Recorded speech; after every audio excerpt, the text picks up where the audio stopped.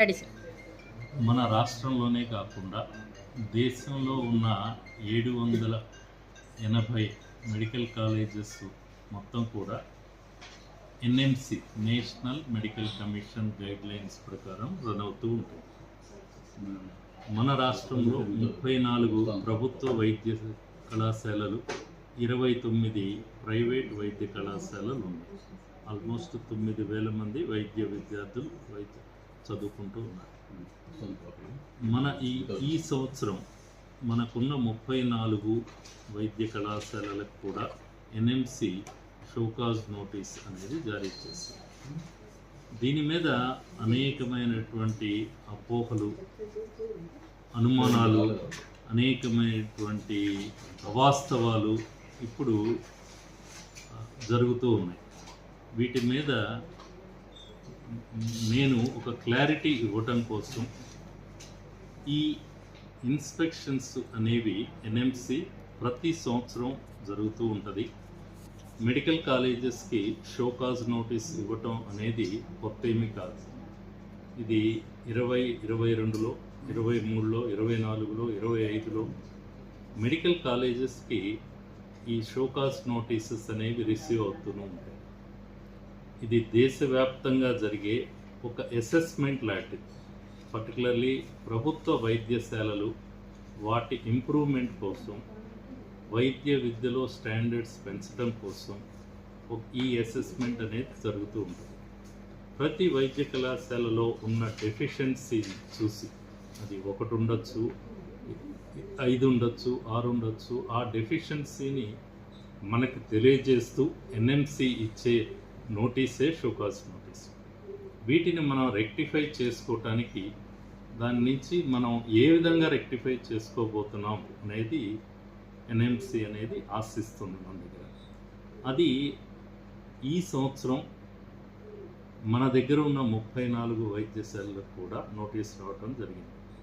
దేశవ్యాప్తంగా చూసుకుంటే వెస్ట్ బెంగాల్లో ఉన్న 27 వైద్యశాలలకి 27 రిసీవ్ చేసుకున్నాయి. ఆంధ్రప్రదేశ్లో ఉన్న 17 మెడికల్ కాలేజెస్ 17 రిసీవ్ చేసుకున్నాయి. కర్ణాటకలో ఉన్న 22 రిసీవ్ చేసుకున్నాయి. తమిళనాడులో ఉన్న 36కి 34 మెడికల్ కాలేజెస్ రిసీవ్ చేసుకున్నాయి. యూపీలో 45 ఉంటే 24 మెడికల్ కాలేజెస్కి షోకాజ్ నోటీస్ వచ్చింది. ఇది నిరంతర ప్రక్రియ. ప్రతి సంవత్సరం కూడా ఈ మెడికల్ కాలేజెస్లో డెఫిషియన్సీని చూపుతూ ఎన్ఎంసి ఇచ్చే షోకాజ్ నోటీస్ అనేది నిరంతర ప్రక్రియ. రెండోది, ఇది దేశవ్యాప్తంగా జరిగే ప్రక్రియ. ఇది ఒక్క తెలంగాణకే మనకు పరిమితమైన ఇది కాదు. సో మన పబ్లిక్లో కానీ ప్రెస్లో కానీ వచ్చేది అవాస్తవం. అదేదో తెలంగాణ వరకే వచ్చినట్టు ప్రజల్లో అపోహలు వస్తున్నాయి. సో ఇది నిరంతర ప్రక్రియ, ఇది దేశవ్యాప్తంగా జరిగే ప్రక్రియ. మనం ఏ విధంగా దీన్ని కరెక్ట్ చేసుకోబోతున్నాం? ఒక్కసారిగా పెద్ద ఎత్తున మెడికల్ కాలేజెస్ను ఏర్పరిచినప్పుడు కొంత ఫ్యాకల్టీ డెఫిషియన్సీ అనేది రావటం ఇది సహజం. ఈ ఫ్యాకల్టీ డెఫిషియన్సీని ఓవర్కమ్ చేసుకోవటం కోసం ఇప్పుడున్న ప్రస్తుత ప్రభుత్వం అనేకమైన జీవోల ద్వారా, పాత జీవోల్లో రిలాక్సేషన్, సర్వీస్ రూల్స్ రిలాక్సేషన్ ద్వారా కొంత వెసులుబాటుతో అసిస్టెంట్ ప్రొఫెసర్స్ని 1323 మందిని, assistant associate professors 328, associate professors 360. ఈ విధంగా మనం ఫ్యాకల్టీ మ్యాన్ పవర్ని మనం సమకూర్చుకుంటూ ఫ్యాకల్టీ డెఫిషియన్సీని కరెక్ట్ చేయడం, ఒక యాక్షన్ ప్లాన్ అనేది ప్రభుత్వం వద్ద ఉన్నది. రెండవది ఇన్ఫ్రాస్ట్రక్చర్, బెడ్స్ షార్టేజ్ అనేది 6,500 బెడ్స్ క్రియేట్ చేయడానికి, దానికి సరిపోయిన ఇన్ఫ్రాస్ట్రక్చర్ డెవలప్ చేయడానికి టీజీఎంఎస్ఐడిసికి ప్రభుత్వం జీవోల ద్వారా ఫైనాన్స్ శాంక్షనింగ్ అనేది జరిగింది. ఆ ప్రక్రియ కూడా నడుస్తూ ఉంది. సో మెయిన్గా ఒక హాస్పిటల్స్ కానీ కాలేజెస్ కానీ రన్ అవ్వాలన్నా, పర్మిషన్స్ రావాలన్నా కూడా HR human resource and infrastructure, అదేవిధంగా ఎక్విప్మెంట్ అండ్ డయాగ్నోస్టిక్స్. ఇందులో ముఖ్యమైనది CT scan, 2 MRI, 3 lab equipment.